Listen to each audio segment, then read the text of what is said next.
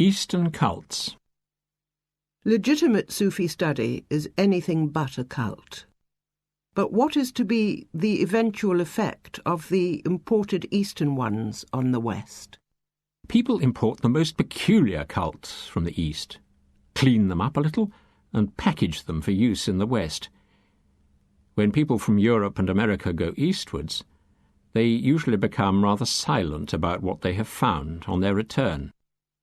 If they only knew how one animal can appear to be another, as in a famous joke, they might think twice before getting involved.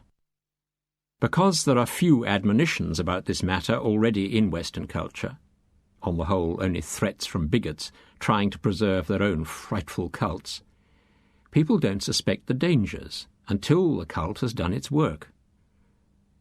We have found it useful to use a gentler, allegorical method. I quote the dogfight legend.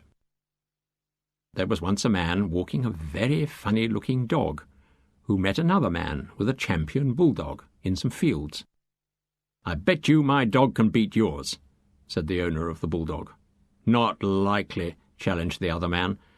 So they started them fighting for a wager. Within 3 minutes, the strange beast had practically eaten the bulldog alive. Paying his money over, the bulldog's master said, "That's a very strange-looking animal you have there. Mustard-coloured with a huge face." "Yes," said the other man, "but you should have seen him before I cut off his mane and clipped his tail."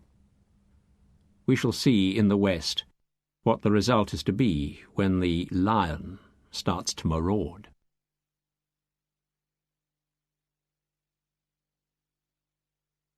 Spiritual exercises. How is it that so many people seem to become unhinged when they carry out spiritual exercises laid down by gurus and other teachers? If people are overdoing things, what of the proverb, "If a lot of something is bad, a little of it is also bad"? It is all a matter of measure, as in everything. If you took even the multiplication tables and used them when you did not need them, you might become abnormal. Have you not heard the Kashmiri story of the farmer who got all his grain in and found that he had only enough for 10 months' food? He said to himself, "This means that I lack food for 2 months of this ensuing year. It is best to get the worst over first." So he decided to fast for 2 months, after which he would have food for 10 months. Naturally, fasting for so long, he died, so he lost his life and did not need the remainder of the grain.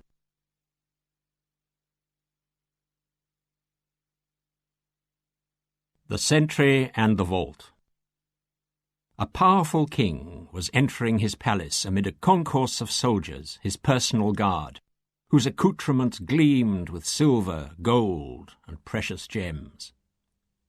As he was passing, a sentry, who believed that such manifestations of wealth and power were vain and foolish, was overcome by these reflections and shouted, "If you have wealth, you can do anything. Wealth is all you need.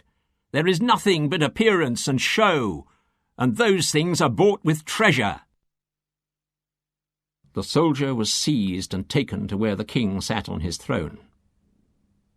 "Are you convinced that all that anyone needs is to be surrounded by wealth, and that wealth is power?" asked the king. "Yes, I am," said the sentry, who had given up all hope for his life. "In that case," said the king, "I am prepared to try an experiment. You shall have all the wealth you can imagine." He ordered that the soldier be placed in a vault, and that he be surrounded with bricks of gold and silver, and have sacks of jewels piled around him. Then the vault was to be bricked up. Now, it so happened that a certain dervish was present at court on that day, and he heard the verdict and the orders being given for the soldier's immurement. When the man had been sealed in his prison, the dervish approached it by night, and carefully, quietly, made a small hole in the wall of the vault, so that he could speak to the soldier. He whispered, I have started the process. Now it is for you to see what will happen, and how your destiny may go from here." The soldier was surprised, but he was somewhat grateful for having some sort of communication with the real world outside. After a day or two, when he was getting very hungry, he began to shout down the hole in the wall, and his voice happened to come to the ears of a goldsmith who was passing. The goldsmith went to the hole and heard the soldier's story. He went home, brought back a forked stick, and withdrew some of the jewels which the soldier offered him. In this way he supplied the prisoner with food and water day after day, getting paid in jewels. After some weeks, the soldier found that time was hanging very heavily on his hands, and he asked the goldsmith for some metal-working tools. With these he made a flute for himself out of the gold in the vault, and practiced melodies which he played to provide some recreation. As he played, however, the prisoner began to think, "I have gold and silver and jewels. I have food and water and amusement, but I have no freedom." His tunes became more and more plaintive, and he became more and more wrapped up in them, as his thoughts sought to understand his condition and to probe as to whether he could ever escape. One day, the dervish came past the hole in the wall of the vault to see what was happening. The soldier said, "I have everything except freedom. Can you not help me to escape? After all, I have a king's ransom in treasure here for anyone who will let me out." The dervish answered, "Such are the conditions of this world, that I cannot directly help you to escape. If the king were to find out, then I would lose my position at court, and would not be able to help people as I have, to some extent, helped you. If you want to escape intensely enough, however, you will achieve it." And he went away. The soldier concentrated his mind upon his desire to escape, and on his former superficiality in believing that wealth was enough to attain anything. And this had an effect on his music. So powerful and haunting did the flute-playing become that the king, walking nearby one day, was enchanted by it. He asked what it could be. A search was made, and in the vault, instead of a withered skeleton, the soldier was found, alive and well, playing on his golden flute. When the man was brought before him, the king said, "And who might you be?" The soldier said, "Your Majesty, you will remember that I am the man whom you immured in the vault with gold and silver, for saying that wealth was everything." The king asked, "And what do you think about things now?" "I have learnt," said the soldier, "that first of all a man needs a friend, like the dervish, who made the beginning of my new life possible and saved me from death. Second, money can be used, as it was useful to the goldsmith, but it is useless without friends. Thirdly, these things are useless without skills. Skills are useless without their application, application without recreation, recreation without freedom. But everything, if my experiences are any guide, is useless without the intervention of someone who knows what can be done, and who does it, who digs the hole in the wall of the vault." And so the king released the soldier, and he went on to other adventures. But those are part of another story.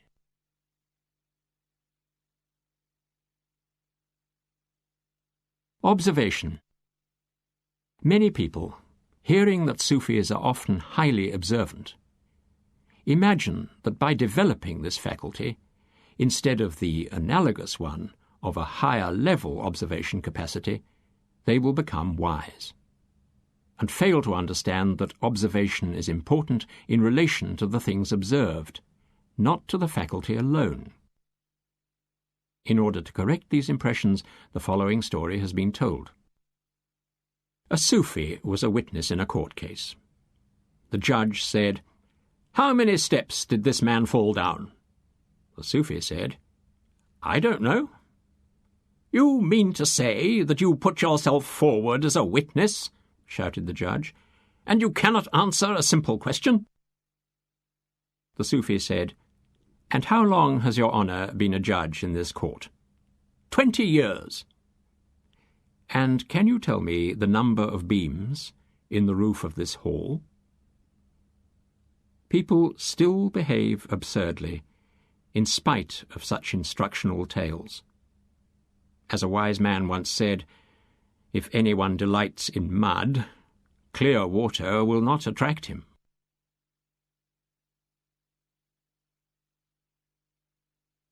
Running a study group. What is the best qualification for running a study group? Common sense. If one has this and works carefully with the materials, a sensitivity is developed which becomes the permanent qualification or capacity. You'd be surprised how many people show that they are not using common sense. There is a famous anecdote about this. The reason. There was once a man who had been put in charge of a study group. He decided to introduce supposedly spiritual exercises and took some from a book. The people all became excited, and they all thought that something important was moving in them.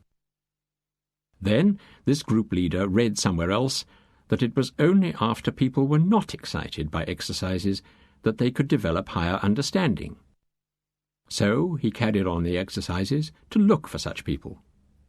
Most of them just became more and more hysterical, but one never seemed to be affected at all. "Well," said our hero to himself, "at least we have one real student here."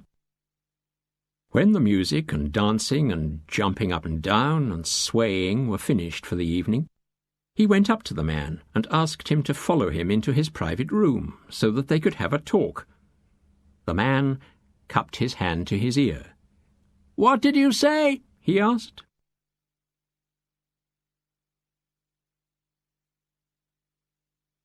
What is missing?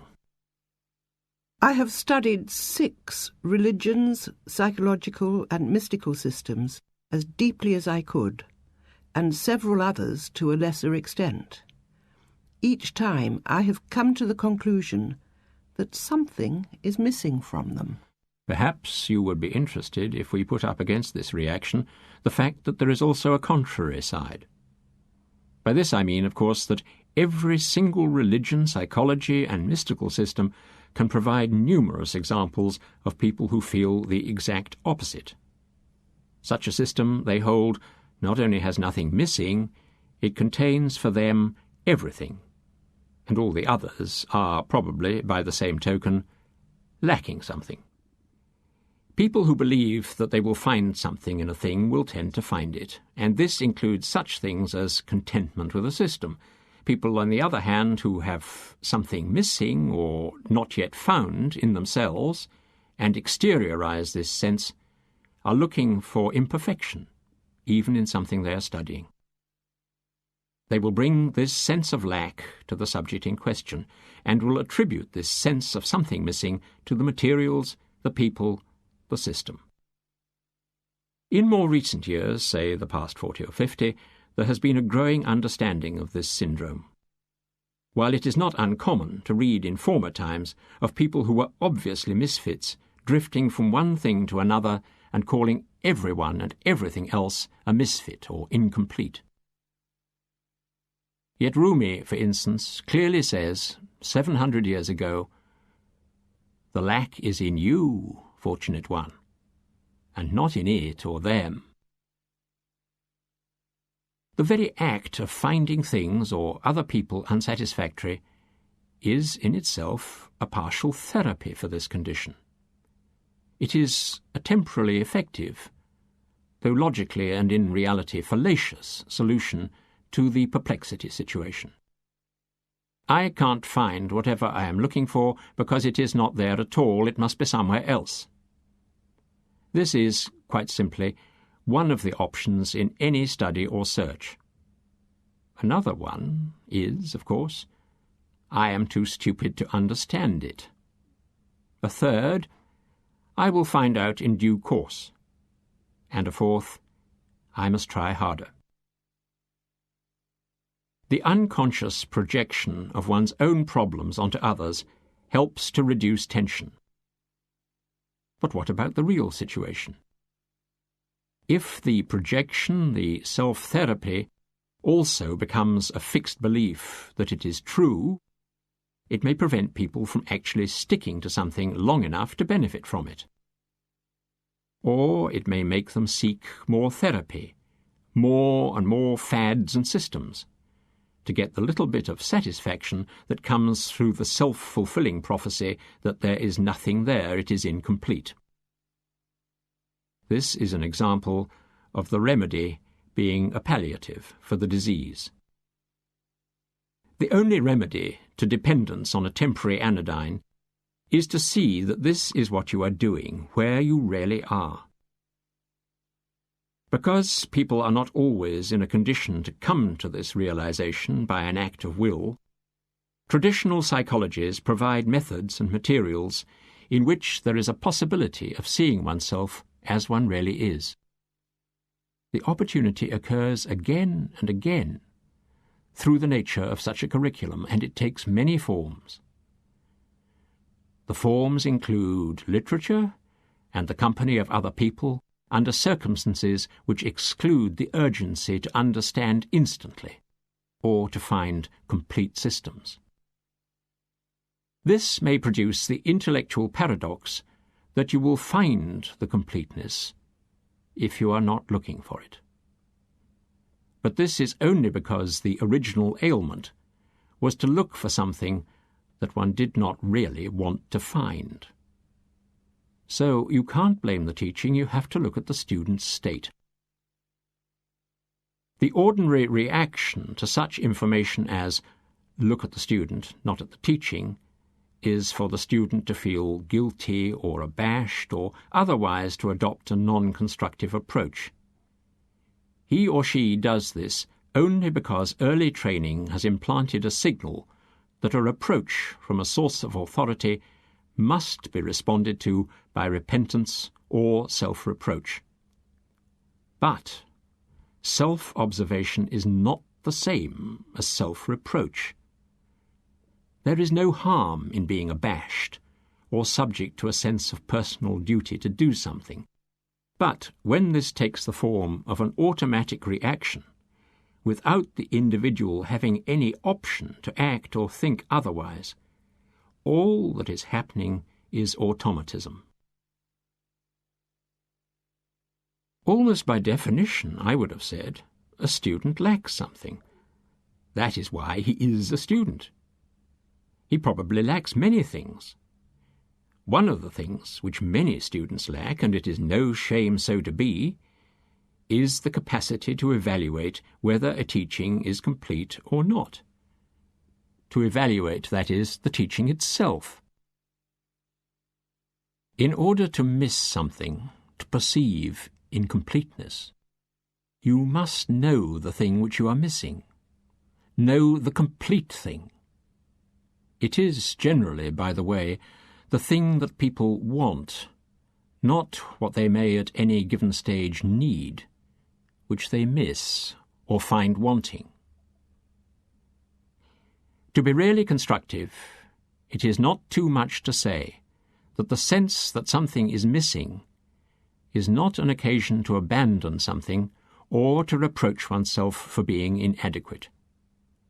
It is the occasion to gain all-important information that this state of mind is one which needs information about itself and why it thinks like this.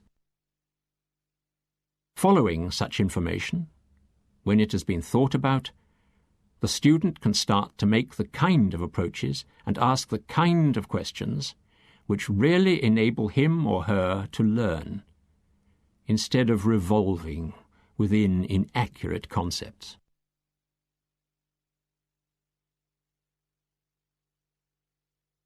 Understanding. As you know, there are many people throughout the world inducing experiences in others and giving them thereby what are felt to be priceless endowments. Why do the true Sufis not do this? Surely there is an advantage in feeling exalted or in contact with the higher beings. These experiences are subjective and deceptive. If you care to come and sit with me for a few days, you will actually meet long processions of people who call themselves spiritual, and who constantly bemoan their loss of these feelings, formerly engendered and so welcomed by them when presented or given by what they regard as higher sources, whether material teachers or immaterial forces. This is the reality, not the occasional person who is still and temporarily in a state of exaltation of emotion. This problem is, as Imam Ghazali explains in the third book of his Revival of Religious Sciences, that these experiences are assuaging greed, not replacing it. He relates the parable of the cup of rare pearls. Someone, one day, presented to a king a most valuable cup, made by joining together numerous rare pearls, and the king was delighted with it. Showing it to a courtier, who was also a man of wisdom, the monarch asked him his opinion of it. "This is a calamity," said the other man. "How can that be so?" asked the astonished king. "If it happens to be broken," said the courtier, "you will bitterly regret it, since you will not be able to replace it. If it is stolen, you will miss it excruciatingly." And it did indeed happen that the cup was lost. Thus did the king realize the truth of what the wise man had said. And thus it is, says the Imam, with all things of this world. Simply because one imagines that something which one has is spiritual does not make one's experience of it outside of this world. Indeed, the Sufi teachers constantly speak of the bitterness of deprivation in order to emphasize this distinction, though people think that they are speaking about themselves.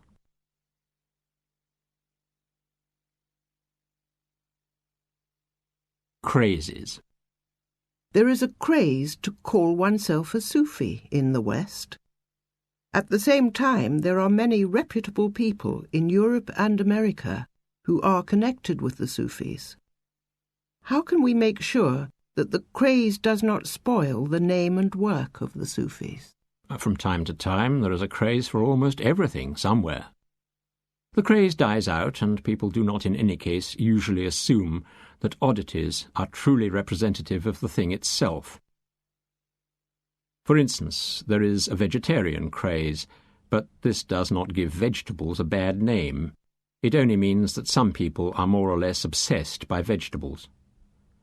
The craze for pornographic films does not endanger films, and so on. The best safeguard is for normal people to treat the craze and the crazies in the way which they deserve. This is easy for us, since the Sufis and Sufism have a reputable ancestry and many normal adherents. Your anxiety may perhaps be allayed by looking at a story which reports something which happened recently.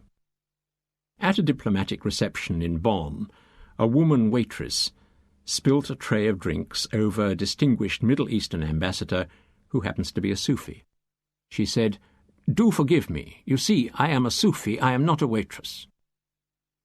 The diplomat looked at her and answered, "You thought that you were a Sufi and not a waitress? Well, you may be assured that not only are you not a Sufi, but you really are a waitress."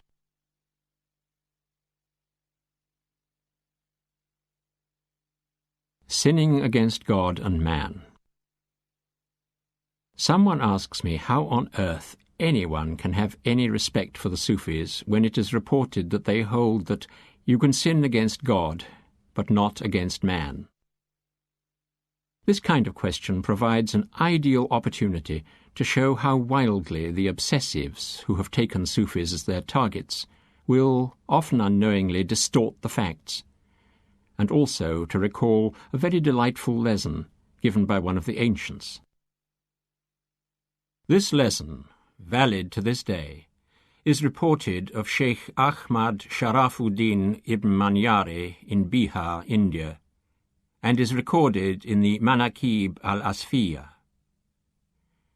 Sheikh Ahmad was born in the 13th century, the 7th century of the Islamic era. It is upon the evidence of this story that the allegation against the Sufis is based. A man once visited the Sheikh, and not knowing that he was fasting, offered him some food. To refuse food is a discourtesy, and the Sheikh immediately ate some. Literalists who were present at once asked the Sufi how he could so lightly break an undertaking made to God. The Sheikh answered, "God will forgive the breaking of a fast, but how can one compensate a man for breaking his heart?" In the eyes of the Sufi, a sin against a man, which may include distressing him, is also a sin against God. This kind of thinking, however, is generally appreciated only feebly, if at all, by formalists who are, in reality, frequently less people of religion than people of idolatry.